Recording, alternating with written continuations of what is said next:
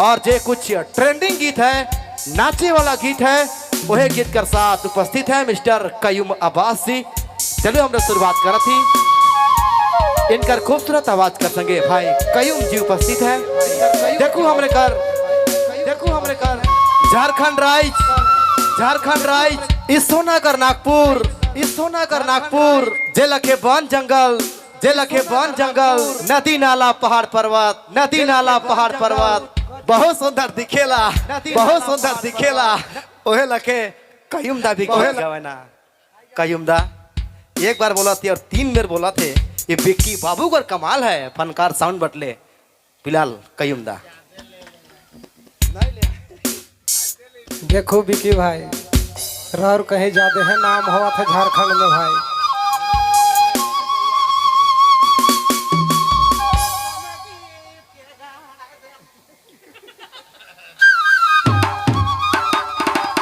चलो बड़ा सुंदर रास लागल है, बड़ा सुंदर रास नाच देख होत नाच देख बट जाए चाहिए। चल चल